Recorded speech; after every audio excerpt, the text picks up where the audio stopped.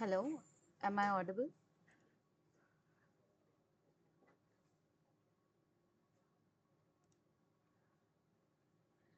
Please let me know if I'm audible or not.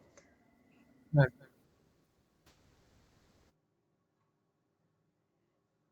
Yes. Okay. Okay. Is my presentation visible? Yes, ma'am. Okay. So let's start. If at any time, if I'm not audible or if the presentation is not visible, please let me know. Okay.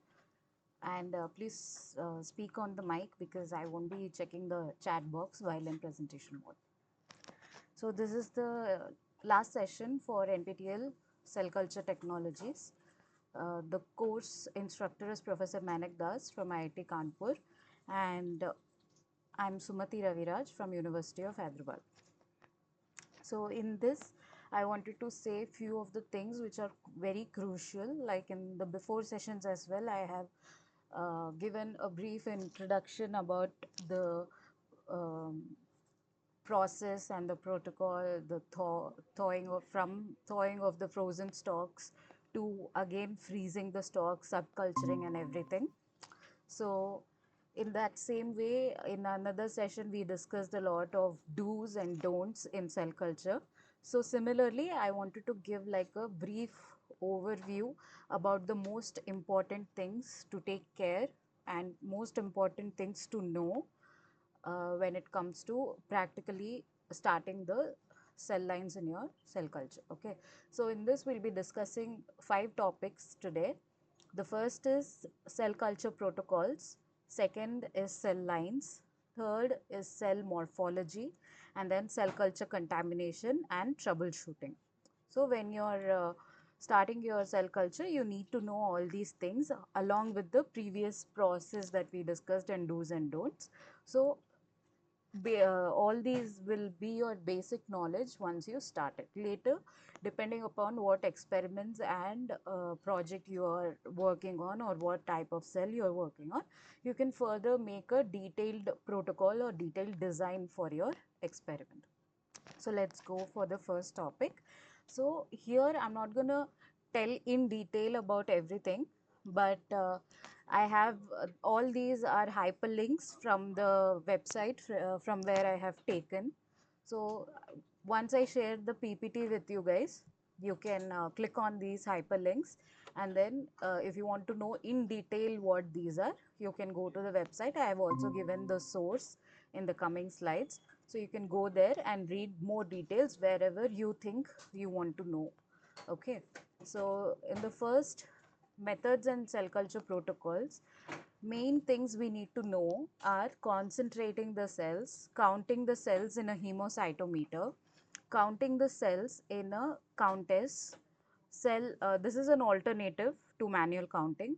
So counting cells in a countess following triple E reagent cell dissociation, and then cryopreservation of mammalian cells, dissociation of cells from culture vessels using cell dissociation buffer, and then dissociation of cells from culture vessels using other reagents, and then growth factor supplementation for specific cells. And in this hyperlink you will also find the reference chart for whatever supplements you have to give to particular type of cells. Okay, so first is concentrating the cells. So here it is a procedure to concentrate from a suspension culture or to resuspend cells to form a monolayer.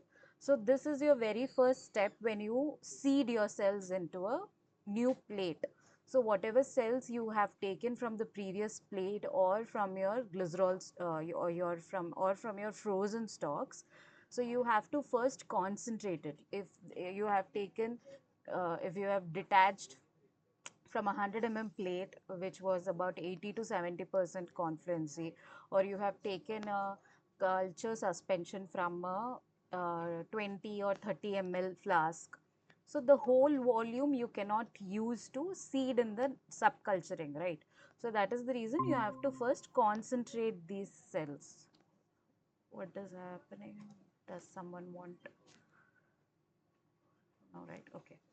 So if any doubts or anything, please turn on your mic and let me know. Okay. Yeah. So where were we? Yeah, we were telling we have to concentrate the cells. So that is what we use centrifuge for. So whatever 8 ml, 10 ml media we have collected after detaching the cells, or 20 ml media of your suspension cell line, we will take it in a centrifuge tube and then we will spin it down so that we get a pellet. Okay, then after that we will resuspend this pellet which will concentrate your cell, because now you have pelleted it down, then you have discarded your supernatant. So now you have a concentrated uh, pellet of a high number of cells. So now depending on how much you want to dilute it, you can add your volume. So minimum, at least you, if you have taken from a 100 plate, so one plate, minimum you have to add some 4 ml of your fresh culture media for resuspension. Otherwise your cells will be very highly concentrated. That is also not good for your seeding into the next. So there should be an optimum concentration. So you also have a chart for this in the website which I will be sharing. So there they will tell you for what size of plate, how many number of cells should be seeded, and how much volume of your media should be added. So according to all those information only you have to start seeding your cells. Okay, next, how will you know how many number of cells to seed? You have seen in the standard chart, you know, like you have to seed 10,000 cells in your 96 well plate, or you have to seed some 10 power 6 cells in your 60 or 100 plate. But how will you count those cells? How will you count so many number of cells? How will you count 10,000 cells, 10 power 6 cells? So you have to use a hemocytometer. So after you have suspended your pellet in your culture medium, what you will be doing is you will after you have resuspended it, you will take 100 microliters from your resuspension and you will mix it with trypan blue, which is your cell viability indicator. So you have to also make sure that you seed your optimum amount of viable cells in the process of, you know, centrifuging, collecting, detaching. If you have many senescent cells or many cells which are dying, but still you think, you know, you have counted so and so number, so you will add. But if more number are dead, that means your culture is going to senescence, so you have to start fresh culture. So to know that, you should know viability of your suspension.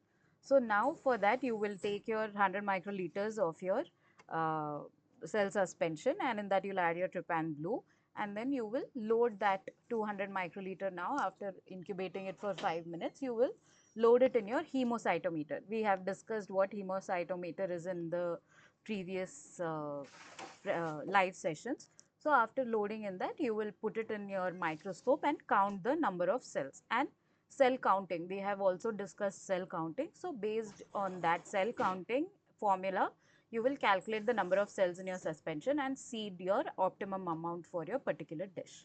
Now whatever we do with this hemocytometer is your manual counting, that individually you will count it. But there is also a cell counter which is called as countess 2. So you have to give your first input to your counter, demarcating, like if this is your cell in this area, you will demarcate that this is your spherical structure which is a cell. Now this has to be detected as cells whenever you put a frame in the microscope. So now your input will be taken in by your cell counter, and now it will automatically detect a similar spherical structure with similar dimension and size, and it will automatically count it. Okay. So this is an alternative for your hemocytometer. How to count and calculate your number of cells using an automated cell counter. So if you want to know how to handle that, you can also find the link for it. Then cell counting cells and counters following triply reagent cell dissociation. So this is a different version. Normal counting is in your cell suspension. After adding triply reagent is for your attached or adherent cells. So your triple E is an alternative for your trypsin. So you can also count your trypsinized cells in your cell automated cell counter. Then cryopreservation of mammalian cells. So we have already discussed this in the previous session. So in your cryopreservation, what you do, you again concentrate your cells by centrifugation, and then you add your freezing media in it. Your freezing media will contain your uh, media, your FBS, that is your serum, and your DMSO. DMSO is your cryo protectant. So after preparing your freshly prepared freezing media using these components, you will uh, resuspend your cells in the freezing media, and then aliquate it into cryovials, and then put your cryovials in your 1 degree uh, your 1 degree compartment, where for every 1 minute the temperature will drop by 1 degree, and then you will put this compartment or this box, 1 degree box, in your uh, -80 freezer, or you will put it in liquid nitrogen. So the best way to do preserve or freeze your cells is using liquid nitrogen. If not available, you can also use your -80 freezers, but maximum viability will be done in your liquid nitrogen. Next is dissociation of cells from culture vessels, cell dissociation buffers, and using other reagents. So this also we have discussed previously, that you can use reagents like triple E or your trypsin. There are also other enzymatic reagents that can be used, and then there is your acutase. So depending upon what your type of cell is, how much percentage you have to use your reagent is also very important. You can use, usually we use trypsin, so there is again from 0.05% trypsin to we use till 0.5% or 0.25% trypsin. So depending upon the stability of your cells and its capacity or ability to uh, bear the trypsinization activity or the enzymatic activity, you will use particular concentration of your dissociation agent. Okay. Then growth factor supplementation for specific cells. So depending on different types of cells, like few cells might need few extra, like insulin or some other hormone it might require for growth. It might require some cells like cancer cell lines or embryonic cell lines might need high glucose containing media and other growth factors. Normally we add your serum. So in your serum, all your growth factors will be there. Other than this, if you are using some kind of um, transformed cells which has to be first proliferated and then differentiated, then you might need to add some extra growth factor for their differentiation. Okay. um, Next is your recommended sera supplementation for advanced media. See serum supplementation recommendation. So your serum supplementation also, you have to read about your cells first. You have to know what medium to be used. There are many mediums. There is EME, there is DMEM, there is RPMI, there is advanced RPMI. So you have to know all the compositions of it so as to appropriately use the media for your type of cells. So most commonly used is your DMAM media for your adherent cells and RPMI for your suspension cells. So now, even now, in this, you have to know what percentage of serum is to be used. Generally, 10% serum is used. So, but for particular type of cells, now for proliferation, 1% might be required. Then for differentiation, other percentage, lower concentration of serum might be required. To stop the proliferation, you might use serum free medium. Then during transfection, you might use a different concentration of serum. So all this might be checked before your growth and your experimentation. Next is 3D cell culture protocols. So 3D cell culture is where you have your spheroids. Like usually your cells will be grown as a monolayer in your plate. So it will be a single layer. It will not be a clump. That is how it should be maintained. But when you're doing your 3D cell cultures, you will be growing it into a spheroid. So this will give you a uh, more uh, similar characteristics to that of a tissue rather than a single cell type of characteristics. If you want to do some experimentations at tissue level, then you will go for your 3D cell cultures or your organoids, which are recently being used in the research. So this is most commonly used in cancer cell lines because cancer cell lines, they proliferate a lot, and then if you want to do some tumor experimentation, then your 3D cell culture protocols are very handy. So you can check that here. And using, so there are specialized cell culture plates for your 3D cell culture. In your normal plates, you cannot form a spheroid. Your cells can't form a spheroid. Okay, they need a basement for attachment. So they will grow as a single layer. But when you there is a requirement for it to be a spheroid, then your specialized cell culture plates will be used for that. Then next is guidelines for maintaining cultured cells. So once you have seeded your cells, you should know how to maintain your cells, and you should know that how often you have to change your media, how much media is optimal level, and you should also know when to subculture it next. Okay, when to detach it, when to use it for experimentation. So that is your maintaining your cells after seeding.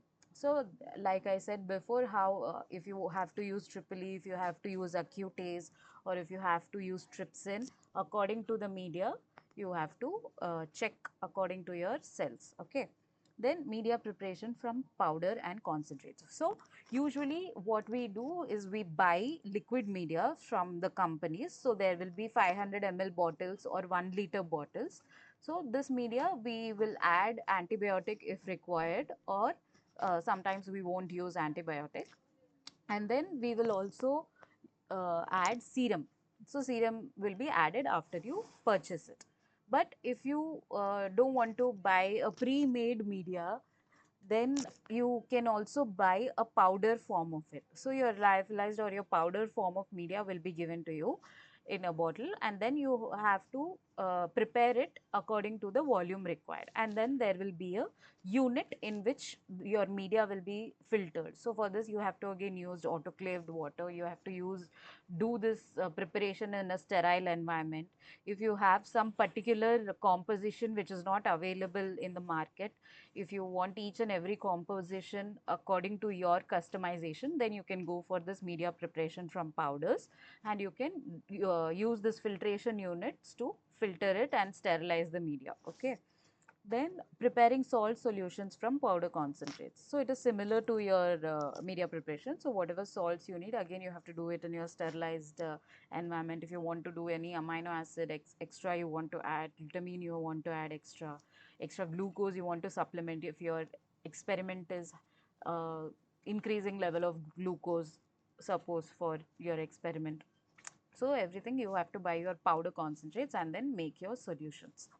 Then subculturing adherent cells. A general procedure for subculturing adherent cells is what we discussed earlier. We have to use a uh, dissociating agent like triply trypsin or acutase, and then centrifuge it, resuspend it in fresh media, and then seed it into fresh plates. For subculturing suspension cells, you do not have to detach it, so you don't need any dissociation agent. You will directly collect your media, you will spin it down, resuspend it, count the cells, and then again seed it in the required plates.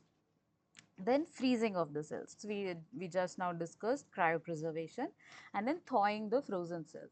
So once, so your viability will depend on how well you have frozen your cells and how well you thaw it back after uh, taking it out from your liquid nitrogen or minus 80 to revive. This is called reviving. So it's starting from a frozen vial. So to thaw your frozen cells, generally we take the tube, the cryo vial, and we thaw it in 37-degree water bath. So this it will thaw. Generally, it is a aliquot of 1 ml. So it will thaw in like 5 minutes, and immediately after it has been thawed, you can directly add it in your reviving vessel, that is your either your T25 flask or your 100 dish. Or you can also again add more if you don't want that DMSO residue in your revival. You can also add more fresh media in it and then centrifuge it, discard your supernatant which has your DMSO, and then add fresh media, resuspend it, and seed it into new plates. So generally uh, this is called P0 as soon as you revive your cells. So even if there is little quantity of DMSO in that, it would not affect much unless your cells are very finicky and sensitive. You do not have to generally centrifuge it. You can directly add your 1 ml cryo preserved vial into your fresh media, but your media should contain a minimum of 10 to 8 to 10 ml of fresh media. So your DMSO will be diluted and it won't affect your viability of your cells. Now trypan blue exclusion. So this is more details about how trypan blue will help you in identifying your viable and non-viable cells. So your trypan blue is a dye, so it will be taken up by your cells, and your viable cells, your cells know that this is a foreign particle, so it does not require it. So it will try to efflux it outside of the cell. So as soon as it has taken up the dye has entered, your viable cells will flush your trypan blue outside. So that is why it is called trypan blue exclusion. And then your dead cells, obviously it's not functional anymore, so your dye will still be remaining within the cell, and the cell cannot expel it outside into the media. So your dead cell will still hold your trypan blue and will appear as a dark region under your bright field microscope, and your viable cells will not have any trypan blue within themselves because they have effluxed all of the trypan blue dye outside. Then use of antibiotics and antimycotics. So antibiotics, like I said, it is used when required. So generally we use it when to avoid contamination from bacteria, and antimycotics from mycoplasma. So antibiotics can be avoided sometimes. Usually it is a combination that we use, antibiotic and antimycotic. It's called anti-anti. So that is a cocktail of both, and a cocktail for both preventing the contamination of bacteria as well as your mycoplasma. So sometimes we will use media which does not contain this, so as to not develop antibiotic resistant strains within the cell culture. So if you continuously grow your cells in antibiotic media, even if there are very few bacteria that have been surviving after so many subculturing, then your bacteria will get used to that antibiotic and it will become resistant. So now after this, once it has gained that resistant property, now it will start multiplying, and now even if you use antibiotic, you cannot eliminate this kind of resistant bacteria. So sometimes we try to avoid the antibiotic, we only use it whenever necessary. And next is useful numbers for cell culture. Like I said in the previous, there is a chart where it is given, it is standardized to say that so many number of cells has to be seeded in such plates, your 100 or 60 or 35 and you have to count that particular number, and then your volume of media, how much you have to add to each plate. For your 100 dishes, you will add 8 to 10 media. For your 60 dishes, you'll add 4 to 5 media. For your 35 dishes, you will add 2 media. So all this are already standardized, and these kind of useful numbers you should always know and remember. Okay. So this is the website from where I have taken all this information. So once I share this PPT with you, you can click on this hyperlink. It will take you to the website, and if you want to know more details on each and everything, you can read it over there. Okay.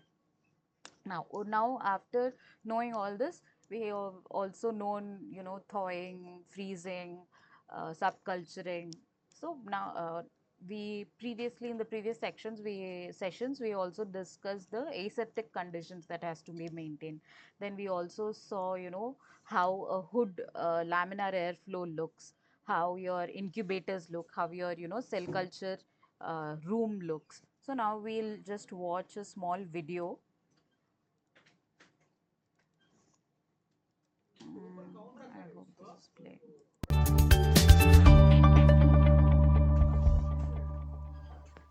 Successful cell culture depends upon many factors, including the quality of the cells and reagents you use, your sterile technique, the amount of experience you have, and the right laboratory equipment. Proper setup is important.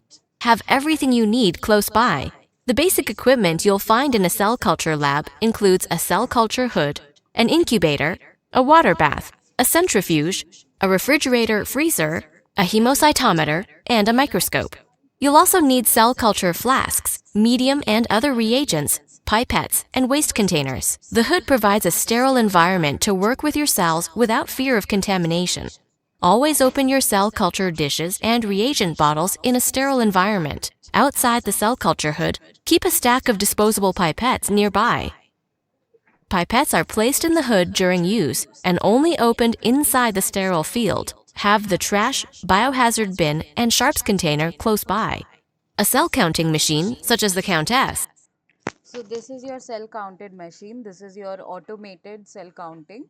So this is your countess. So here you see an opening. So you will also put this uh, in your suspension, like how you put it in your hemocytometer. You will also place it on a slide and insert your slide in this. So your instrument will have a camera, and it will capture the frame on that slide. And you can also, do different calculations and all in your software, and you can also transfer all your data from here. Or you can So count. this is your hemocytometer. You see, this is your solution which contains your trypan blue and your cell suspension. So now you can load this. You have to place a cover slip. You see the center steel body, that is where there are gradients for your cell counting, and you put a cover slip on top of it, and then you load your solution with trypan blue into this grooves so that it will spread evenly on this area. So here you have tiny gratings on this steel body, so where you have like chambers. So you have your squares, different squares, which we discussed in your previous assignment as well. So you have your 5 major squares which we count. You can, there are those gradients are present here and here as well. So for more accuracy, you can do the counting both in this gradient as well as in this gradient. A cell counting machine to work with And scope. You'll this also need cell is culture your, flasks, medium and this is your media, this is your microscope, you'll also need other reagents. this is your laminar. So as they have said, all your required things, only the things which you require should be placed inside your laminar hood. You should not clutter the area with unnecessary things. And your pipettes, these are your serological pipettes. Okay, when you want to, change and add media 8 ml, 10 ml, then you will use such kind of serological pipettes.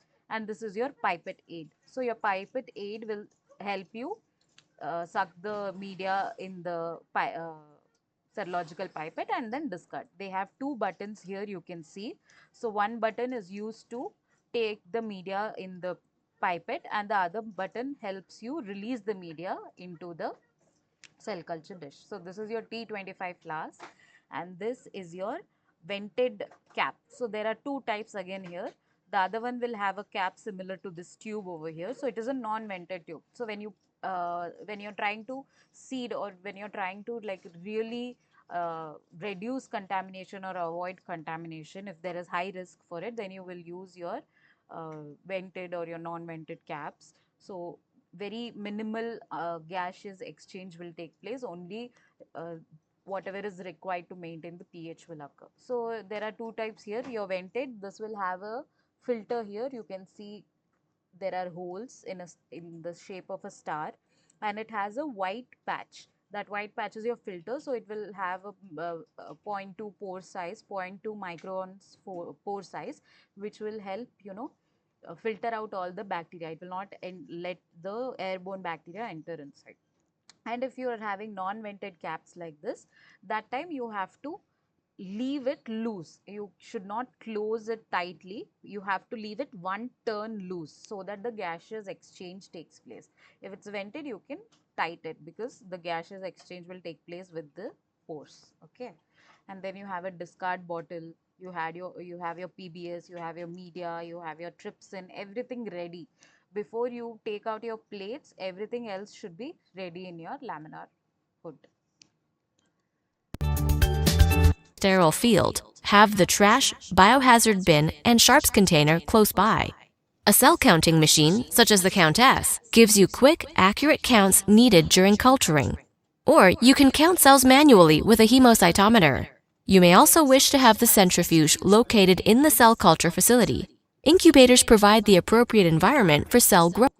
So this is your incubator. Different companies, the look of the incubator will be a little different, but this is the basic structure of it. It is a huge chamber in which you have inside racks. Okay. So as they said, you have basic requirements within your cell culture. You have your centrifuge, you have your refrigerator, you have your incubator, you have your laminar airflow, and your microscope. Sorry. With a hemocytometer, mammalians need the appropriate environment for cell growth. Carbon dioxide and temperature settings depend on cell type and medium selection. Mammalian cells are cultured at 37 degrees Celsius in the presence of 5 to 7% carbon dioxide with high. So here you see they have set your required amount of carbon dioxide that has to be supplied in the incubator, the temperature at which the incubator has to be maintained. Okay, and this is the oxygen level. Usually temperature and carbon dioxide is mandatory for all the incubators.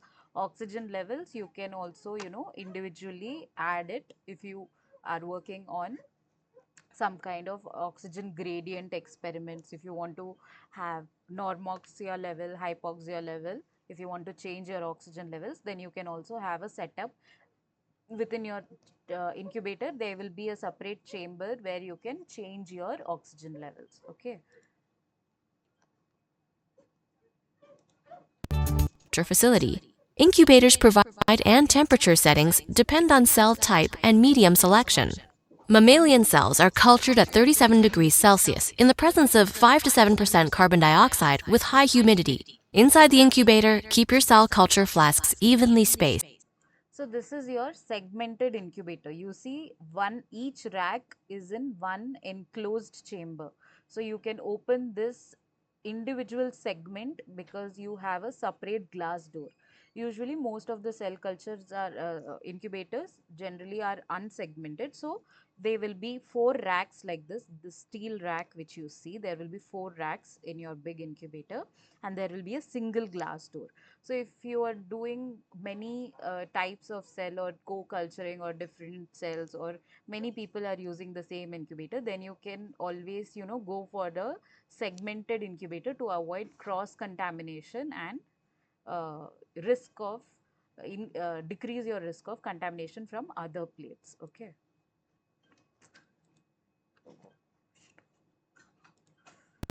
Environment for cells are cultured at with high cell culture flasks evenly spaced and avoid crowding to ensure that the air inside the incubator moves freely. This helps to maintain temperature, humidity, and proper gas exchange. Don't make very tall stacks of plates. They may fall over, and lower ones may not get the appropriate gas exchange. Store all media and reagents according to the instructions on the label. Some components are known to degrade when left at room temperature or exposed to light for extended times. If the medium will be stored in a glass front refrigerator or a cold room, wrap the bottles in tinfoil or store them inside a box. Some labs warm their reagents to 37 degrees Celsius before use. So we have discussed in earlier sessions that we have to use pre-warmed media when you have to change your media or seed or subculture. You cannot use your media which is generally stored in 4 degrees. It will give a kind of stress to your cells. So you generally heat them in this water bath. So when you do this, you have to be very careful to always spray these bottles with ethanol later, so that there is no risk of contamination, because the water bath water is a high source, a very prominent source for contamination. There are other kinds of heat baths where they use metallic beads or metallic balls. So there they use that to decrease the waterborne contamination. Even if you use this, you have to always see that your water in the water bath is autoclaved or sterile distilled water, and then you change it regularly. Do not leave it unattended, and then always check the temperature. And whatever you are trying to heat or warm, you have to always do it within a stipulated time. Don't leave it for very long times. Warming reagents should take 10 to 20 minutes, depending upon the size of bottles you are using. Others choose to use reagents warmed to room temperature or directly from 4 degrees storage. If you use a water bath, make sure to keep bottles upright, with necks out of the water. Specially designed bottle weights are available for use with the Gibco bottle. Alternatively, metallic bath beads can be used instead of water. Bath beads are a cleaner, greener alternative to the water bath. While waiting for reagents to warm, prepare the materials you'll need to use. When working under the hood, make sure the hood sash is at the proper height. Correct chair height and body position prevent shoulder stress and also helps prevent contamination. Never breathe or talk into the hood. Wipe the hood with 70% ethanol before and after use. Each item in the hood should be sprayed with 70% ethanol and wiped clean. Items within the hood are usually placed as follows: pipette aid in front, reagents in back, tube rack in the rear left, small container to hold liquid waste in the back right, your cell plates in the center. Never leave reagents in the water bath longer than necessary. Excessive warming can lead to L-glutamine degradation and loss of activity in trypsin solutions. Gibco Glutamax and Triple are more stable versions of L-glutamine and trypsin. Remember to clean each item placed in the hood with ethanol. You may choose to spray the item before placing it in the hood or immediately after, as demonstrated. Transport your cells carefully. Don't allow damage to the cell monolayer and avoid medium splashing that can encourage contamination. If using flasks with unvented caps, be sure to tighten before removing from the incubator. View every culture under the microscope daily. Check on cell health and growth and look for contamination. Make sure you're working with the cells you are expecting in your culture. If there's any doubt about cell identity, get a new culture from a reputable source or use a cell authentication kit. Okay, so this is your basic video for your cell culture. If anybody has any doubt or any questions in the video you have just watched, you can ask me.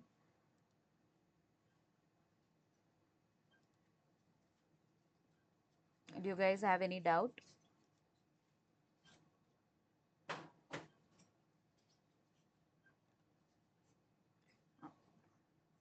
Okay, if you don't have any doubt, we can go ahead. Okay, so next is your cell lines. So in your cell lines, you have to be very uh, appropriate in choosing your cells for your experimentation for your project.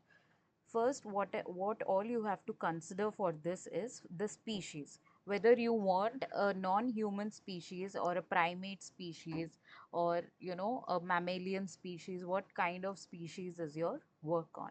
But ultimately your experiments will dictate whether to use species specific cultures or not. So when you're using such kind of different species, your biosafety level restrictions also will come into play. So you have to check that as well. Next is the functional characters.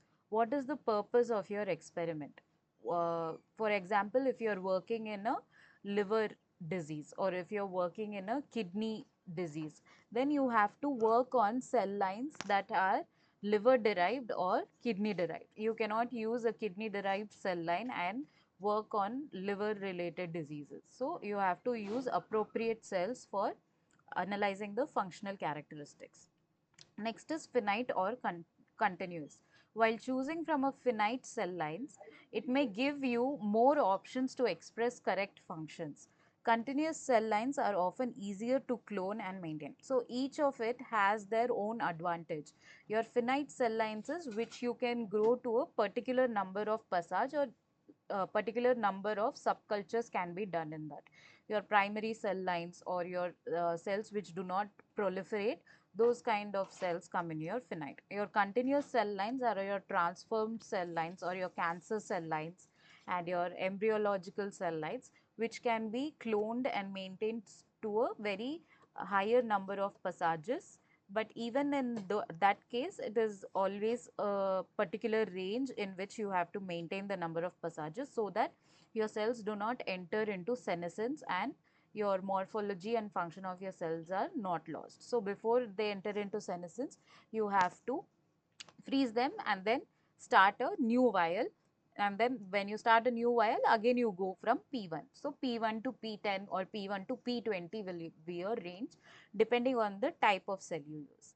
Next is normal or transformed cells. Transformed cell lines usually have an increased growth rate and higher plating efficiency and are continuous and require less serum in the media, but they have undergone a permanent change in their phenotype through genetic transformation. So your transformed cells, which means whether it has been transformed to a particular experiment or it is transformed for continuous growth and proliferation. So you have to always see that your genetic transformation will always have a change in the phenotype of the cell. So you have to maintain that, okay, whether it's normal or transformed. Growth conditions and characteristics. What are your requirements for with respect to growth rate, saturation density, cloning efficiency, and ability to grow in suspension? For example, to express a recombinant protein in high yield, you might want to choose a cell line which grows faster and which can grow in suspension. So these kind of things are important, whether you want to check some kind of signaling or you want to, express more protein, you want to purify a protein after, recombinant uh, transfection. So when you want to purify a protein or if you want to get more amount of protein, you have to choose a cell which grows fast so that you will, get it in a relatively higher frequency. And then you have to also choose a suspension cell line because it is easy. You can grow it in huge tanks and fermenters rather than growing it in small culture plates. So it's easier. Next, what are the other criteria for choosing your cell line is, if you are using a finite cell line, are there sufficient stocks available? So if you're using your primary cells or you're using your cells which are not proliferative, so you have to plan, you have to get uh, your number of stocks as per your number of experiments. If you want to do 50 sets of experiments, you have to have enough number of stocks available for all your experiments. So this is one of the important thing when using finite cell lines, because you cannot proliferate it and subculture it. Is the cell line well characterized or do you have to perform a validation yourself? So if you are getting your cell lines from your companies like your ATCC or Thermo, then they will have a validation certificate saying that this has been certified and checked and validated that it is a particular type of cell, it has so and so characteristics, etc.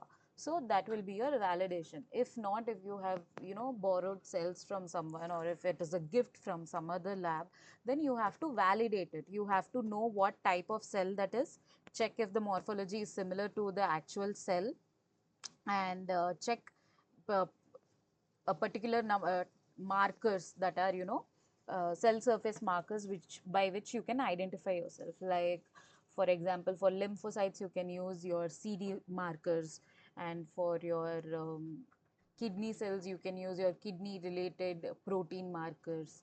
Your liver cells, you can use, your liver related markers. So particular type of cell, you have to validate whether it is that cell or not.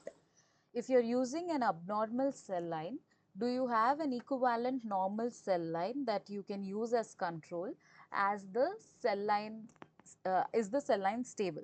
So if you're using an abnormal cell line, is maybe it is a diseased cell line. Maybe you have done a mutation or some kind of change to replicate a disease condition. So now your cell line is not in its natural form. So when you're using such kind of cell lines for your experimentation, you should always have a same cell line in its normal state without any disease condition, without any mutation, so that you can use it as a control. Okay. If not, how easy it is to clone it, generate sufficient frozen stocks for your experiment. So it should be stable. So if your cell line is not stable, then you should be able to clone it so that excuse me, so that in your next subculturing you might get a stable line, or you should be able to generate enough frozen stocks so that you can later revive it after particular number of subculturing. Then acquiring cell lines. You may establish your own cell culture from primary cells. So your primary cells, if you do not know what it is when you isolate your cells from your animal models, and you kind of filter it and purify to get one type of cell. Like if you take for kidney example, you have a nephron, you have a glomerulus. So in your glomerulus, you have your capillary cells, your endothelial cells, you have your podocytes, which are your kidney particular cells. Then you have your tubule cells, your proximal tubule, distal tubule cells. You have your mesangial cells. So you have many different types of cell when you try to isolate it from your animal model. So then you filter it and you get one particular, either you do cell sorting or you do some kind of marker probe analysis, and you isolate one particular type of cell from your animal model. So that will become your primary cells.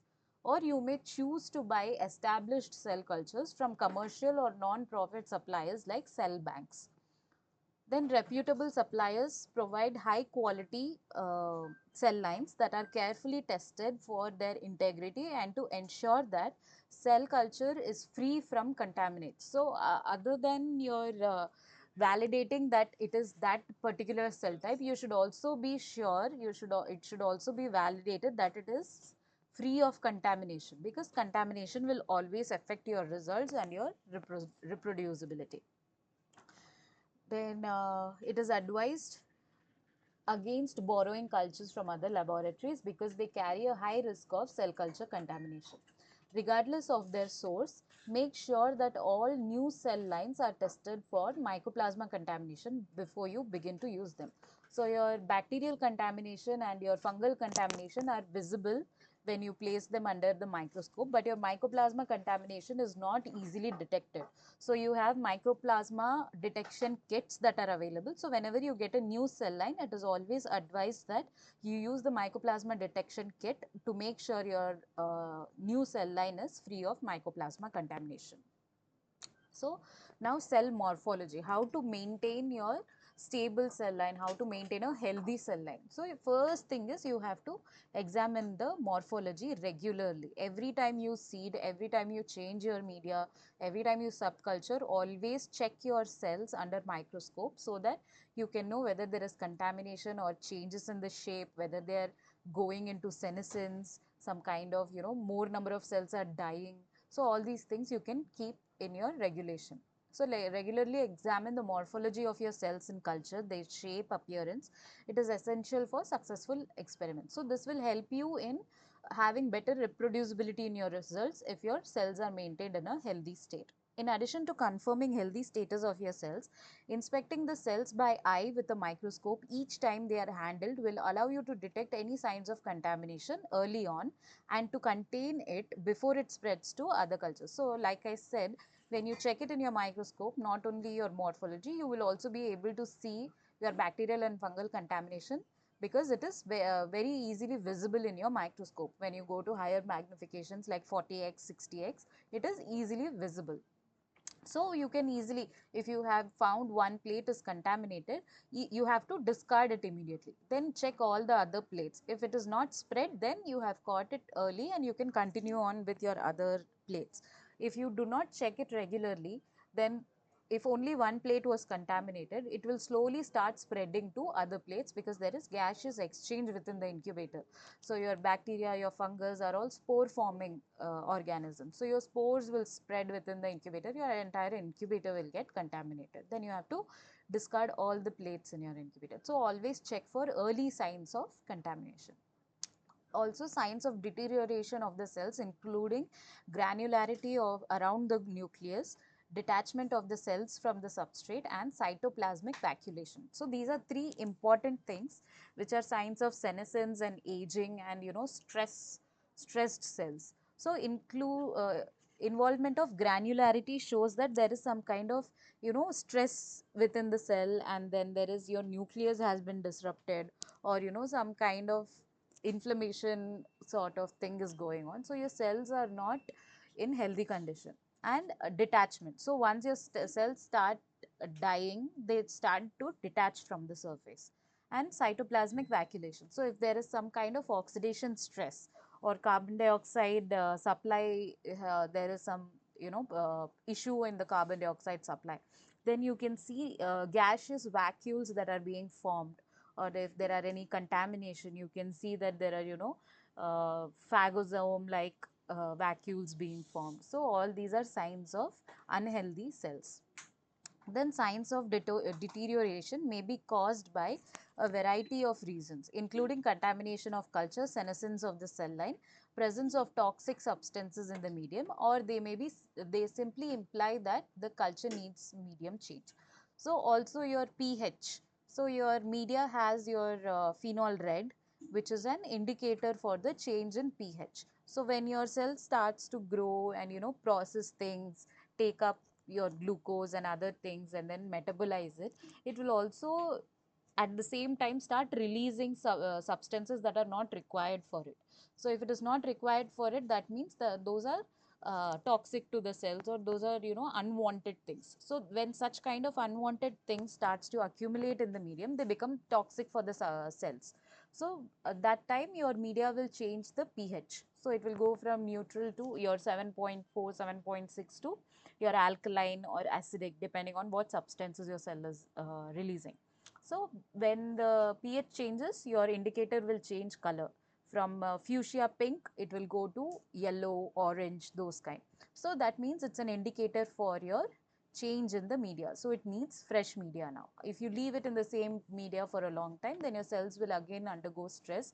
It will become toxic environment for them to grow, and then it will be very unhealthy and they start to die. So it's better to change media in every 48 hours. Okay. Next is allowing the deterioration to progress too far will make it irreversible.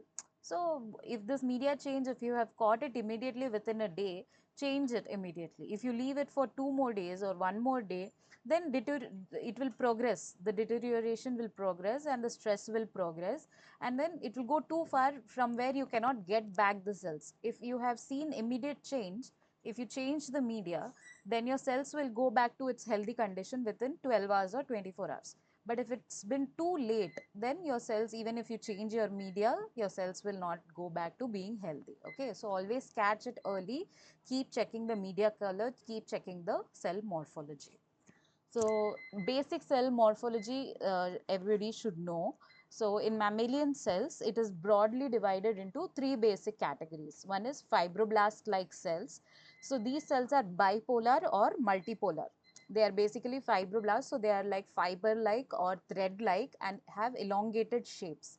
And they grow attached to a substrate. They are epithelial in nature, they are fibroblasts. So they need a substrate for attachment, a basement for attachment. Next is epithelial like cells. These are polygonal in shape. They are either hexagonal, tetragonal, pentagonal. So those kind, most of the epithelial cells are this dimensions, and they have a particular dimension. It's not like one cell is large, one cell is small. More or less every cell will be of similar size. If you find unusually large cells. That means there is some stress, there is either senescence or some kind of, mutation that has happened, and the cell has gone into some other kind of phenotype. So always keep a check that most of your 99% of your cells should be of similar morphology. And these also need a substrate because they are epithelial in nature. They need a substrate to grow, a basement, and in discrete patches. So these cells, along with the substrate for attachment, they also need each other. They need to attach with one another to proliferate. If you seed very less number of cells, so that each and every cell is far apart from each other, so the cells will not proliferate, because it needs cell to cell attachment. It needs to communicate with each other. It needs to secrete some extracellular matrix of its own for its growth. So you have to seed it in a particular percentage, so that you have at least like 3 or 4 cells in one group together, so that they have cell to cell attachment to communicate. Okay. Next is lymphoblast like cells. These cells are spherical in shape and are usually grown in suspension without attaching to some surface. So your lymphoblasts or your lymphocytes, your macrophages, your T lymphocytes, B lymphocytes, neutrophils, all these are cells which are already in your body in a suspension. So they are all present in your blood. So they do not really need an attachment unless they have to be tissue oriented. Usually if they are lymphoblast like cells, they do not need attachment, they are suspension cells. So you only need media, you need your flasks to grow these cells. So based on the description over here, I have given 3 pictures A, B, C. Can any of you guess which cell could be what type? Like what is A? Is A fibroblastic, epithelial, or lymphoblast? Like what is B? What is C? Can anyone guess?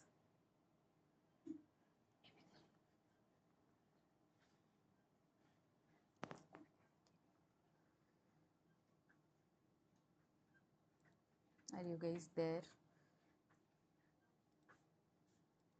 Yeah, do you want to guess what these cells are? What is A, what is B, what is C? Yeah, so your first one is your epithelial cell. So you can see according to the description, they are polygonal in shape and more or less all the cells are of same size and dimension. B is your fibroblast like cells. You can see they are like fibers. They are like, elongated and long, and they are spreading, and then it can be multipolar or bipolar. It can be two ways or multi ways. And then your lymphoblasts. So because they are in your suspension, the most appropriate shape or most effective shape that can take is a spherical shape, because it has more surface area and more volume. So that will give an appropriate shape to them. In addition to the basic categories, there are also other cell types which display different morphological characters specific to the host cell line, or host organ from which it has been taken. So one of those cell types, and very important in research, is your neuronal cell type. So your neuronal cell types are differentiated even within your body. They are um, terminally differentiated. So you cannot really proliferate it unless you transform it, or unless you have a progenitor cells for your neuronal cells. So they exist in different shapes and sizes, but they can roughly be divided into 2 basic morphological categories. Type 1 with long axons used to move signals over long distances, and type 2 without axons. A typical neuron projects cellular extensions with many branches from the cell body, which is referred to as dendritic tree. So you know the basic structure of neuron. You have a cell body, you have an axon, and then you have dendrites. So that is how neurons are. Neuronal cells can be unipolar, pseudo-unipolar, with the dendrite and axon emerging from the same process, and then bipolar with the axon and single dendrite on opposite sides of the soma. So your unipolar or pseudo-unipolar, the dendrite and the axon, both will come from the same process. So it doesn't have like 2 distinct sides of axon and your dendrite. Both come from the same process. They are unipolar or pseudo-unipolar. And then your bipolar with axon and single dendrite on opposite. This is your basic structure, how we draw. One side you have your cell body dendrite, and then other side axon. That is your bipolar. Okay, so this is your in vitro. These are your undifferentiated cells. They look like normal epithelial cells. And then once they differentiate, it will take some 7 to 10 days for them to differentiate into uh, proper neuronal cells. So there you can see you have a distinctive cell body. You have projections coming from the cell body. They are contacting with each other. They are networking, and you can see the dendrite kind of structures. You can see a long axon kind of structures, and they are communicating with each other. Okay, then next basic, one of the very basic cell lines that we use are HEK293 cells. So this is how they look. They can be cultured in two ways. One is as a monolayer on the plates because they are semi-adherent, and one is in suspension because they can also be grown in suspension without any attachment because they are embryological in nature. So your HEK, it means human embryonic kidney cells, and there's a permanent line established from primary embryonic human kidney which was transformed with sheared human adenovirus type 5 DNA. So that's why they can proliferate within your in vitro conditions.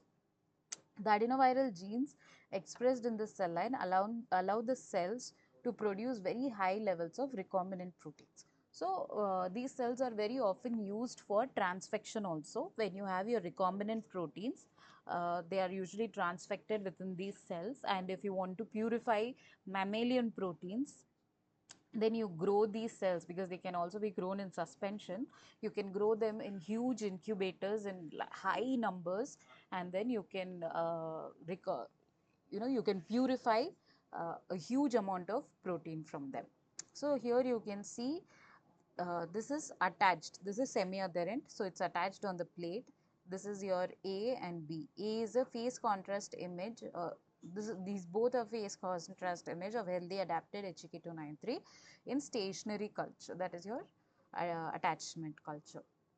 The cells were plated with a seeding density of 5 to 10 power 4 viable cells per centimeter square. So these are the important numbers to remember for optimal growth, and grown as an unattached culture in 37 incubator with a humidified atmosphere of 5% CO2 in the air. These images were obtained at 10x and 20x objectives, panel A and panel B respectively, 4 days after the plating. So you can see they are very crowded now. The confluency is almost 85 to 90%. This is because it's been 4 days from seeding. The replication, the proliferation time for this is 24 hours, or 24 to 30 hours. So in 4 days, if they have seeded 30%, 5 into 10 power 4 per centimeter, if they have seeded 30 to 35% of cells, they have grown, multiplied into and become almost 90%. So this is in your 10x, you can see they are this small, and when you magnify it further in 20x, you can see the proper shape of the cells. You can see few cells are spherical because now they are starting to overlap. So you always process your plates or trypsinize them in subculture by the time they reach 80%. Once they surpass 80%, then they will start to overlap on one another. In the second figure, you can see them in suspension. So here also they have seeded this in a shake flask. So shake flask is required for aeration and proper distribution of media. This is also 37 incubator, humidified 5% CO2. This is also 4% after seeding, 4 days after seeding. The cells were diluted 1:3 and images were obtained. So now whatever images here obtained are after dilution, because it was in a suspension, they have taken and diluted it to 1:3 ratio. So you can see the shape of the cells. They are same cells, but here they are attached, so they are spread out, and here they are spherical in nature. Next, not only mammalian cells, people also work on insect cell lines. So this is one of the insect cell lines, SF21. There is also a variant of this, SF9. So these cells are ovarian cells isolated from Spodoptera frugiperda. This is also called, common name is fall armyworm. They are spherical in nature, in shape, and unequal sizes. So because this is an insect cell line, they are in unequal sizes and they have somewhat granular appearance, and they can be thawed and used directly in the suspension culture for rapid expansion of cell stocks, propagation of baculovirus stocks, and production of recombinant proteins. Because SF21 cells attach firmly to the surface, they can be used as a monolayer for transfection or plaque assay formation. Okay, plaque assays for virus and other kind of infectious disease. So these are used for pest control. These many experiments are done on this for pest control, resistance monitoring, so that the agriculturally they are beneficial. So the here you can see, this is the leaf, this is the worm inside, and these are the eggs of it. So the susceptibility of fall armyworms, Podoptera frugipoda, to 8 insecticides in China. So they test different resistance and susceptibility and sensitivity of different insecticides and pesticides so as to grow healthy crops with spatial reference with lambda cyhalothrin. So here you can see like different experiments that they have been doing, resistance monitoring, synergistic assessment, target site mutation. All this can be done using these cells isolated from the ovaries of these insects. So here you can see the images. They are in a shake flask here as well. These are grown at 28 degrees in non-humidified ambient air regulated incubators. So for every type of cells you need different incubators, different temperature, different humidity percentage, because these are insects. You need kind of general room temperature, and then your non-humidity and continuous aeration. Then for phase contrast, here also you can see the cells grown in a adherent monolayer. So these are in suspension. You can see they are separate from each other because they are insect cell lines. They can also be grown as adherent cells in 293 SFM medium, and these cells are plated with particular similar density in T25 flask, but same kind of conditions, 28 degrees non-humidified ambient air regulated incubator. Okay, so this is how they look in 10x. As mentioned, they all are of different sizes, and then this is after 20x magnification. So here they are saying 7 days after seeding, when the culture had reached confluency. So here you can see it is full confluence because it's adherent and they are insect cell lines. It's full confluent. You cannot see any kind of gaps over here. It's completely filled with the cells. Next is cell culture contamination. So just now we spoke in the previous slides that bacterial and mycoplasma contamination we have to avoid, and we can easily detect it by monitoring the cells under microscope.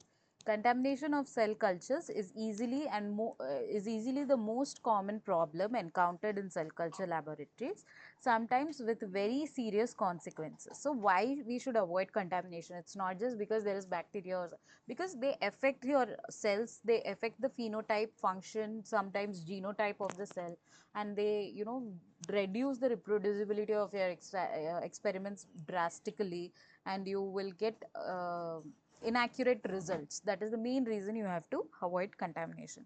Cell culture contamination can be divided into two main categories: chemical contaminants, as well impurities in the media, serum, water, endotoxin, plasticizers, detergents, biological, these are your chemical contaminants.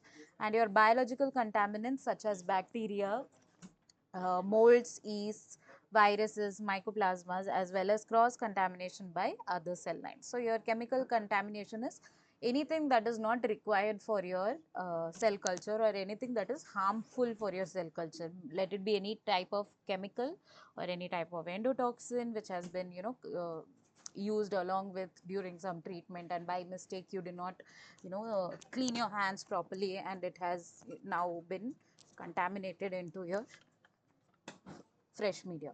And then your plasticizers, if you do not use appropriate instruments, good quality, sometimes the plastic material themselves might have some kind of chemicals and toxins that will affect your cells. And your detergents, all these are cells do not prefer and do not like them. These are your chemical contaminants. Your biological is your obviously your bacteria, mold, yeast, virus, mycoplasma, etc.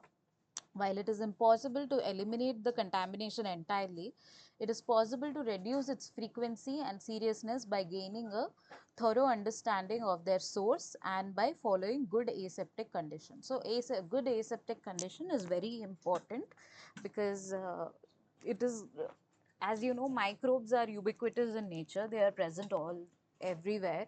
So, it is possible that you get contamination, but you should try to reduce the frequency. You should try to reduce the how often you get contaminated. Like every other month or every other 6 months, you cannot get a contamination. Maybe once in 5 years or once in 2 3 years you might get, and then you can eliminate it, clean it, because there is a probability of it, because you cannot completely sterilize or eliminate it 100%. So you can always do, what you can do is reduce the possibility of contamination, reduce the frequency of contamination by knowing what all sources you can possibly have contamination from. So your major contamination are bacterial, mold and virus, mycoplasma and yeast. So your bacterial contamination are bacteria, you know, are large, ubiquitous unicellular organisms. They are typically few micrometers in diameter and can have a variety of shapes ranging from spheres to rods to spirals, comma shape, etc. Because of their ubiquity, size and fast growth rates, bacteria along with yeast and molds are the most commonly encountered biological contaminants in the cell culture. So how will you detect the contamination? So bacteria contamination is easily detected by visual inspection. That is, when you put your sample every day for checking under microscope at higher magnification, you can easily spot these kind of structures in your gaps between your cells. On your cells you cannot detect them easily, but within the gaps you can see such kind of tiny structures. Okay, and then infected cultures usually appear cloudy, so your media will become cloudy because you have growth of bacteria. When you grow bacteria in your broth also, after attaining certain percentage or proportion in it, you see your culture turns turbid. That's how you know that growth has been taken place. So in the same way, even in your cell culture media, if there is high contamination of bacteria, you will see that your media has become turbid or cloudy. Okay, and then also the pH will change, so your color will change. Like when you have added fresh media, it might take three minimum 3 days for color to change if there is no contamination. But if there is contamination, the color will change immediately the next day. So when there is such quick change in pH and color, you should immediately check for signs of contamination. Under low microscope, the bacteria appear as tiny moving granules between the cells, and under the observation of high power microscope, you can be able to resolve the shapes of individual bacteria. So this is low power at 10x or maybe 20x. So you can see that tiny dots will be visible. You can see some kind of granularity here in the gaps. When you go at higher magnification at 40, 60x, you can see individual bacteria very clearly. So always check for this kind of contamination. Next is mold contamination. Molds are eukaryotic microorganisms in the kingdom of fungi that grows as multicellular filaments and hyphae. A connected network of these multicellular filaments contain genetically identical nuclei and are referred to as a colony or a mycelium. So you know the molds and fungi, like they grow on the bread also, no, the molds, the white cotton like structure or green cotton like structure, they are your molds. So they have this fungus hyphae filaments that come that look like cotton, and then they have nucleus. They grow as a colony, they are multicellular, so they grow as a colony together, and this colony is called as mycelium. Similar to yeast contamination, the pH of the culture remains stable in the initial stages of contamination, then rapidly increases as the culture becomes more heavily infected and becomes turbid. Under microscopy, the mycelia usually appears as thin, wisp-like filaments and sometimes as denser clumps of spores. So in the mold contamination, you can easily see like cotton thread-like structures under microscope, and you can see a head where you can see spores coming out of the head. Okay, so spores, many mold species survive extreme harsh and inhospitable environments in their dormant stage, only become activated when they encounter a suitable condition. Then comes virus contamination. Virus contamination usually comes if you're already working in some kind of virus, or if you yourself are infected with some kind of viral fever or viral, common cold or something like that. So in such situations, avoid going into the cell culture, and that is why you should not talk or breathe when you are working in a airflow laminar, and when you are putting your plates in your incubator, do not breathe or talk directly towards it.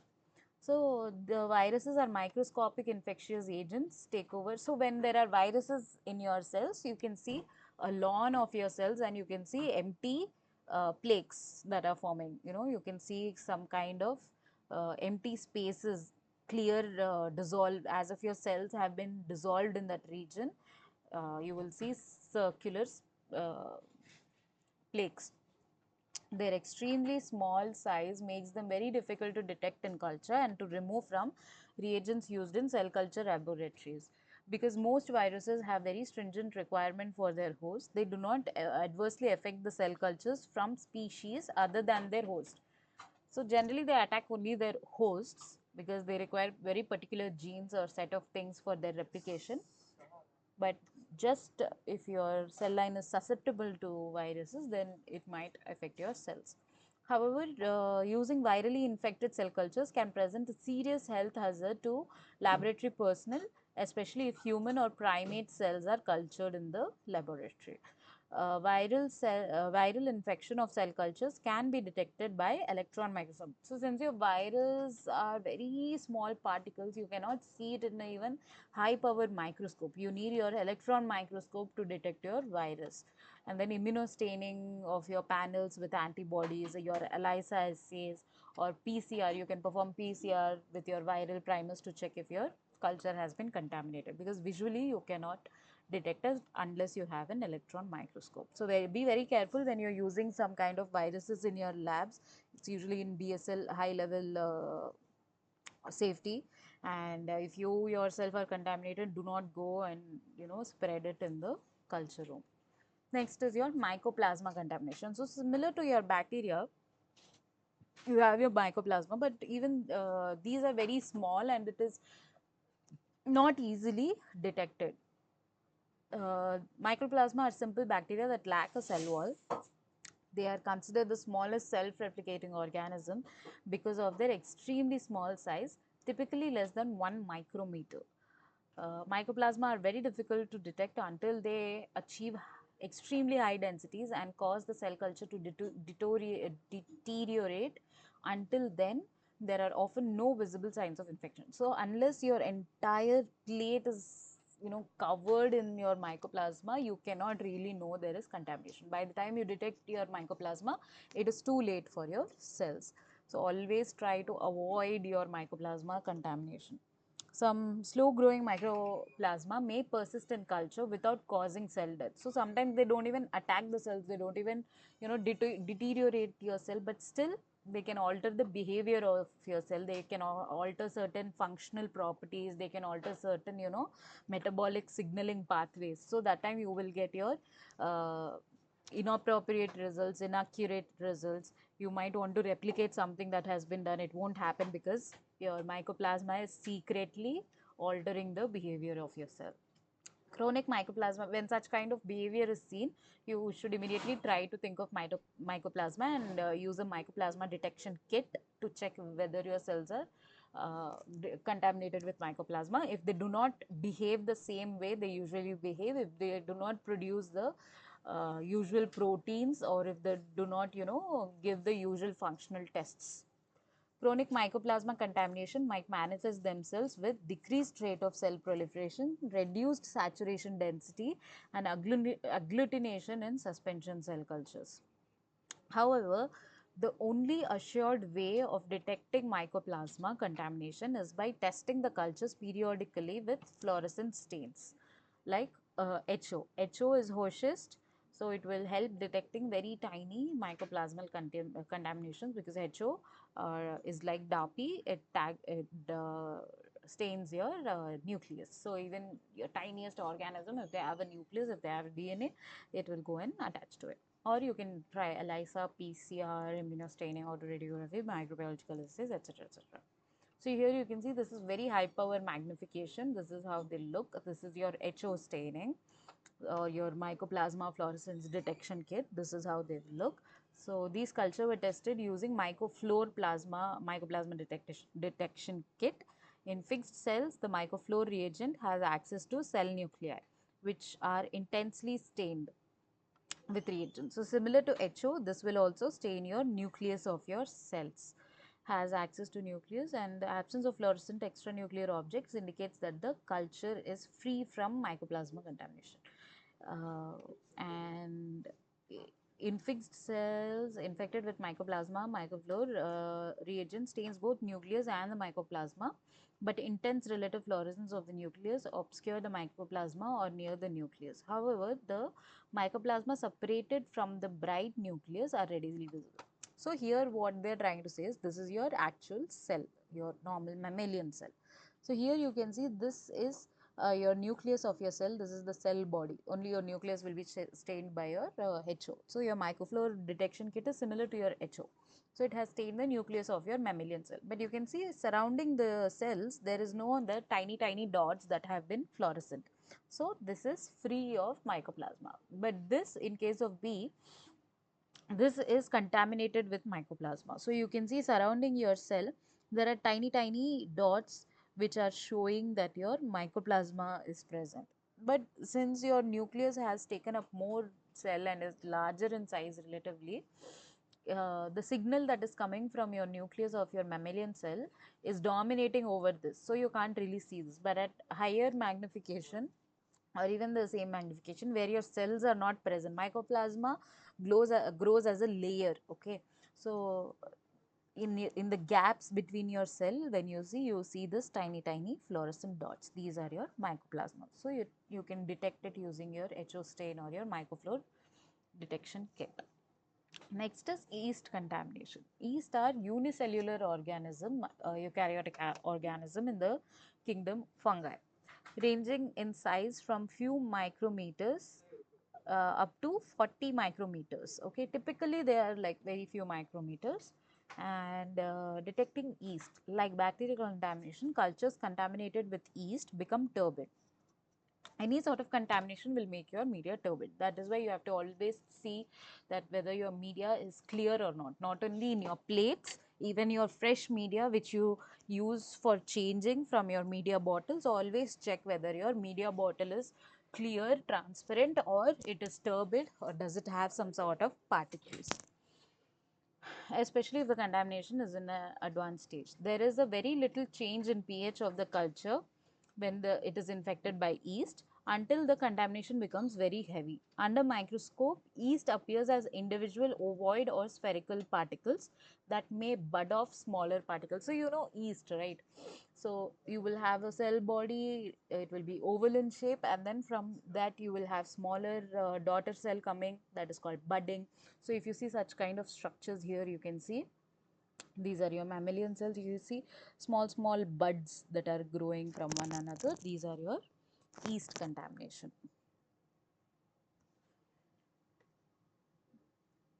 So now, after all this, you know how to do your protocols, you know how to maintain your cells, you know how to, reduce the risk of contamination, you know how to, detect different types of contamination, how they look under the microscope. Now, even after doing all this, if there is some kind of problem in your cell culture, you need to do troubleshooting what is happening. Okay, so there are mainly two types of problems that will happen in cell cultures. So first one is no viable cells after thawing. Now you have taken a frozen vial, you have thawed it, used 37 water bath, and then you have thawed, you have seeded. Next day you come to check it, there are no cells that have been revived. That is, there are no cells that are live and viable, and they have not attached if they are adherent cells. So then you have to think where there is mistake. So one of the reasons could be that the cells were stored incorrectly. Like I said, told you that the cells have to be stored in liquid nitrogen. That will only maintain its viability to a very significant level. If they are not stored in liquid nitrogen or even at least minus 80 freezer, then your cells will not be viable. Then keep the cells in liquid nitrogen until thawing. Then homemade freezer stock is not viable. Freeze cells at density recommended by the supplier. So whatever, does anyone have a question?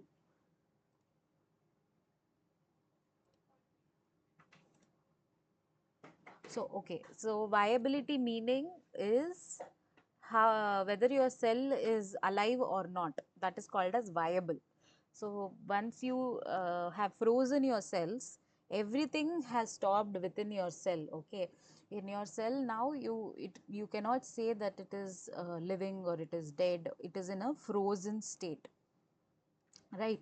So, um, when you revive the cells have to come back to life, right. Like if you freeze something and then bring it back to life, it is like that. It's like cryopreservation, the exact word cryopreservation, like freezing and preserving. So why do you do that is you have to get it back to life again. You have to get it back to life again. So then only it will be alive. If it is alive, it will grow, it will proliferate. That is called as viability. Simple plain meaning is it is alive. Okay. And then your next problem might be homemade freezer stock is not viable. So you freeze the cells at a density recommended by the supplier. Use low passage cells to make your own freezer stocks. Follow the procedure of the freezing exactly as recommended. Note the, okay. So you have made your stocks. Uh, you have stored them in liquid nitrogen. Still, there is some problem in revival. So why that is? Because either you did not maintain the particular cell density, like you need particular density to seed in your plate. In the same way, you have to freeze particular density of cells that is recommended in the chart of your uh, cells from which you have acquired from your supplier. So they will give an optimum like 10 power 5 number of cells per centimeter square or per ml or 100 microliters should be present. So that density has to be maintained. If you freeze very low number of cells, like if you take one plate and freeze it into 10 vials, none of the vial will be viable, none of the vial will revive your cells because the cells are very low in number. Like I said, the cells need each other. They are also like human beings, they are also social. So they need one another to revive, grow, proliferate. You cannot, isolate them into very scarce population. That is one point. The other point can be you have passaged it from P1 to P15, suppose, and now you have remembered that P15 you have to not go further this, and then you have frozen your P15. You're not going further because your P15 itself is old now. Then what is the point of freezing your P15 when it's already old? Your cells have to be in healthy proliferative stage for freezing. Only then it will come back in that active proliferative stage. If you store senescent cells, it will not revive. Even if it revives, it will not proliferate. Okay, so always freeze. We usually freeze at passage 1, passage 2, passage 3. So earliest passages we freeze so that they are relatively younger and active and proliferative in nature. Next, whatever procedure is there, the composition of your freezing media, the time required, the time you use to thaw it, the time you use to resuspend in your freezing media, you putting it in your 1 degree, that 1 degree drop container, putting it in your free liquid nitrogen, all this also you have to follow exactly. And then freezing procedure recommended by this handbook, general procedure provided as the guideline only. Okay, so anybody will give you a generalized information. If your cells require particularly some more treatment or some more steps that needs to be followed, then your supplier will give it in the user guide. So always go through the user guide, or ask for the procedure for freezing, thawing, maintaining everything from the source from where you have gotten the cells, and follow that exactly. Then the other reason could be the cells were thawed incorrectly. Okay, you have frozen everything, you have used correct composition, but you did not thaw it properly. You have to thaw it in 37 water bath for 2 to 3, 4, 5 minutes, not more than that, and then immediately put it into fresh media. So follow the procedures for thawing exactly as recommended by the supplier. Note that the thawing procedure recommended generally might be different for different cells. Mostly it is the 37 water bath, but if your cells are different, if your cells are finicky, if they are sensitive, then your supplier might say some other, less stressful way to thaw your cells.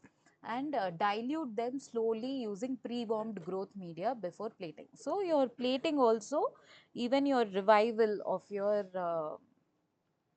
cryovials must also be done in your pre-warmed media, which is at a 37-degree temperature. If you put it in cold media or very hot media, then also your cells will not survive. Then other reason could be thawing medium is not correct. Use the medium recommended by the supplier. So whatever medium you should use, you should know everything correctly. Cells are too dilute. Like I said, after thawing, if you do not freeze particular density, or maybe after thawing, instead of seeding it in one plate, you seeded it in 2 3 plates, even that will also make your cells diluted and it will not revive. Okay, so exactly follow the procedure and protocols as given. Cells not handled gently. Freezing and thawing procedures are stressful to most cells. Do not vertex bang the flasks to dislodge the cells, except when culturing insect cells, or centrifuge the cells at high speeds. So like I said, few times, if you want to exclude the DMSO, if you're using high levels of DMSO, only then you will centrifuge or vertex the cells. Otherwise you just thaw it, gently handle it, take it in the pipette, add it in the warm media. That is all. You should not, shake the vial. You should not vertex it to mix it properly. Don't do anything, because uh, freezing them at such minus degree temperatures and then thawing them itself is giving it heat shock. Okay, so they're very stressed already. Then don't bang the flasks to dislodge the pellet. Don't do all sorts of things. Carefully resuspend them. Very slowly do, gently everything. If you do it very fast, if you're in a hurry, then the cells will die. Next is glycerol used in the freezing medium was stored in light. So your glycerol, uh, for your few cells you use glycerol, few cells you use your DMSO. So your DMSO and glycerol are light sensitive. So like they said in the video, many reagents are light sensitive. They are given in amber bottles themselves. So sunlight will degrade them.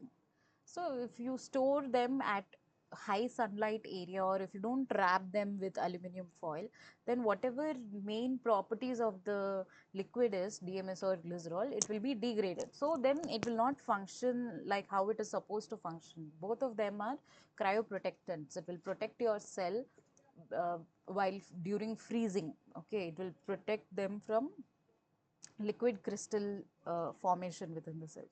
So if you don't store the reagents properly, then also it will not work.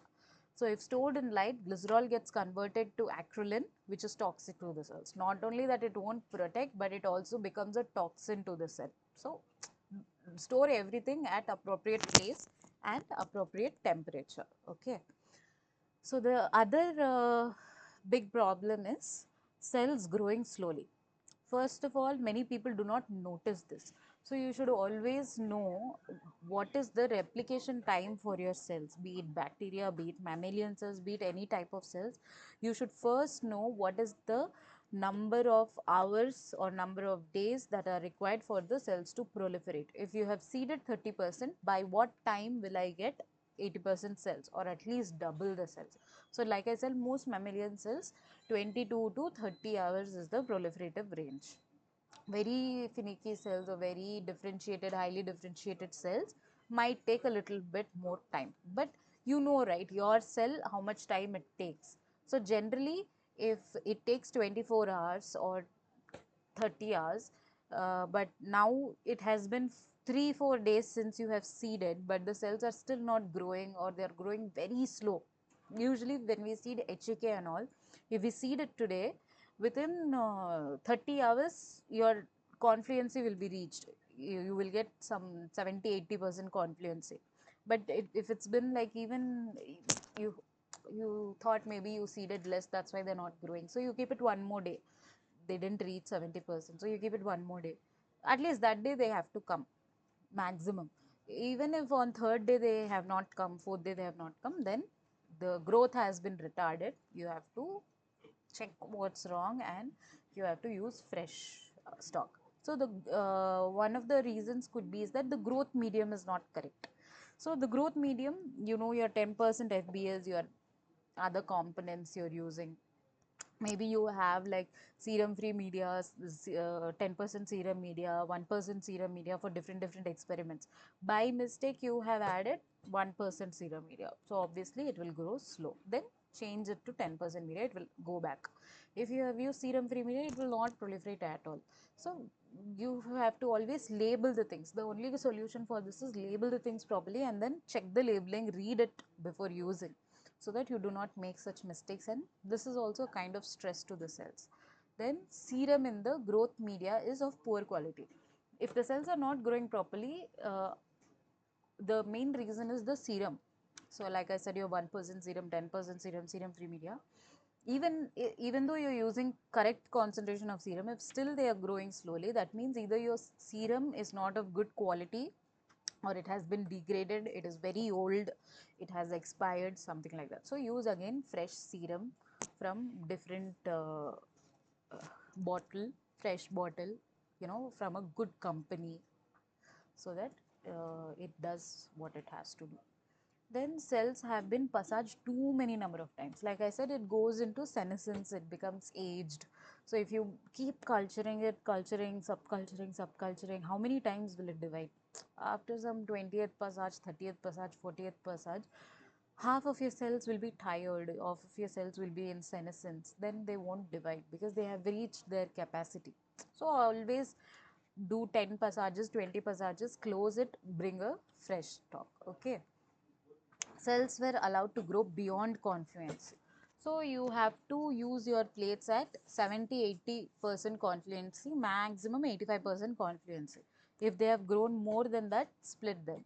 If they have grown more than 100%, they have overlapped on each other, they have grown in clumps, then their proliferative capacity will be lost, because now they will fight for nutrients, they will fight for, they're already fighting for space, they are climbing on each other excuse me, causing stress to other cells. So that exponential growth phase, log phase, will be gone, and they will go into some kind of stationary phase. So now your cells will not divide very efficiently. Next is culture is contaminated with mycoplasma. Like I said, mycoplasma is very bad sort of contamination. You will not be able to detect it, but then it might not attack your cells. Your cells might not die, but then they will grow slowly. You don't know what is happening. So always keep a check on this. Discard the cells if they are growing. The best thing is discard the cells if they are growing slowly. Get a fresh vial, start fresh again. If they're growing well and fine, good. If they are also growing slow, then all your medium components, your serum, all this has to be checked again. Okay, so discard the cells, media, reagents, obtain new stocks of cells, and use fresh media, fresh reagents, etc. Okay, so this is your basic two problems that usually comes, and this is how you troubleshoot it. These are your reasons for non-viability of cells, that if your cells are dead or if they are not alive, and this is for slow growth. Other than contamination, these are the two major problems. Other than this, there might be some other problems pertaining to some particular type of cells. You can always check that for the from the user guide of those cells. So that is it for this class. If you have any questions regarding this session, you can ask me, and all the best for your exams. Do well. let me know if you have any question, or if you want me to repeat any point or any slide. Anybody?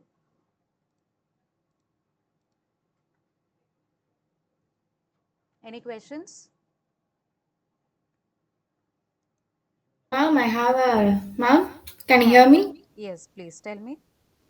Can we have any hands-on experiences regarding this cell culture technologies? This is an online course, right? So hands-on experience with this course, I think currently is not available.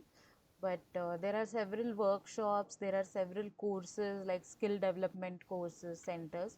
You can check out like within our university also, University of Hyderabad.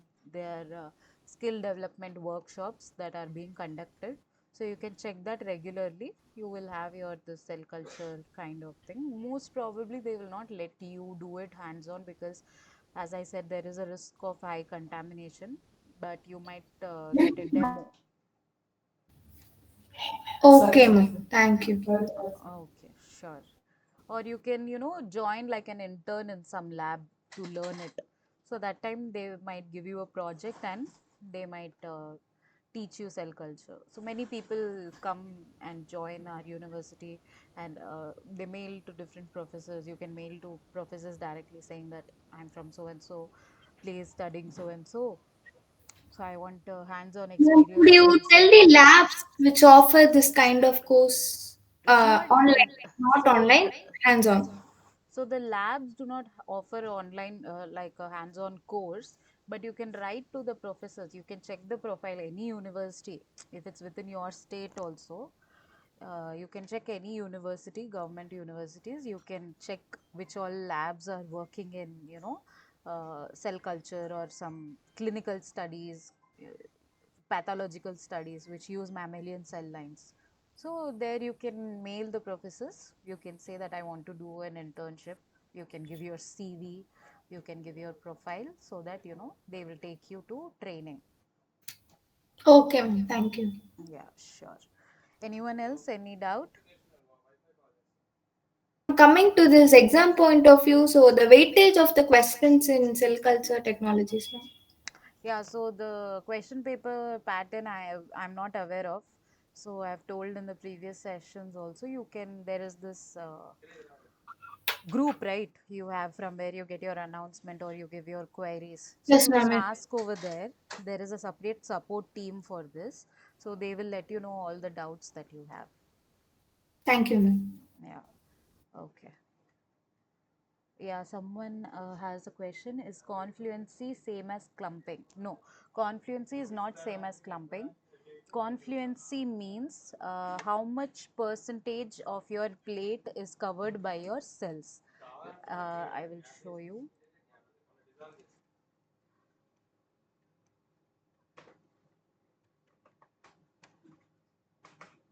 So yeah, you can see in this clearly.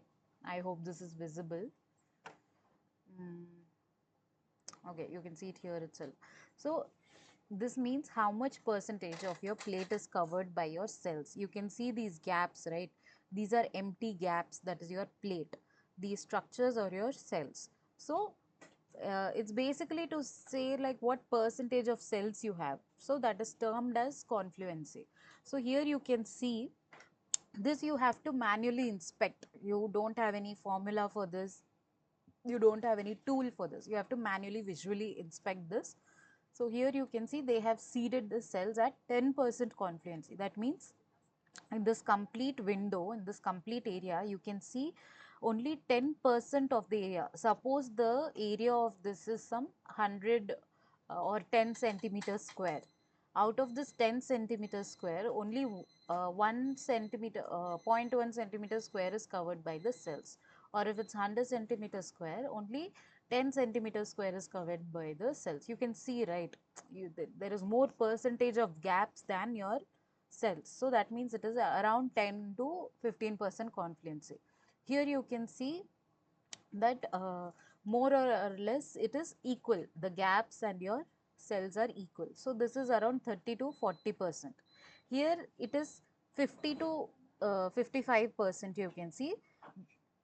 50% of the plate is covered by your cells. Okay, so here you can see there is very less gap. Only here gap is there, here gap is there, here small gaps is there. So this is around 85% confluency. So this confluency also depends on the person who's taking, like, your perspective. Like for me, I might say this is 85 to 90. I always give a range because it can't be accurate.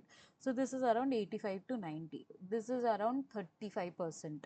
This is around 10 to 15%. This is around 50 to 55%. So this sort of approximation of how much of your plate has been covered by your cells, which are still in monolayer. So here also you see there is single layer of cells. It's not clumped. Clumping of the cell is becoming like a spheroid or overlapping on each other, sitting on each other. If you see 100% confluent cells, then you can see clumping, overgrown cells.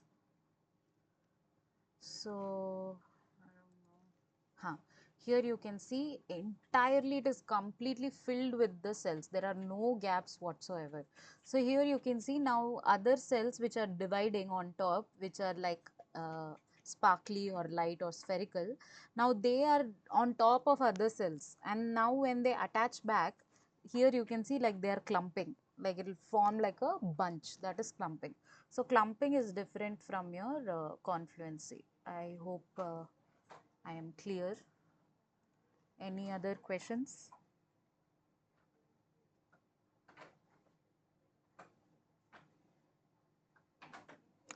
Yeah, okay. Thank you, Aditi.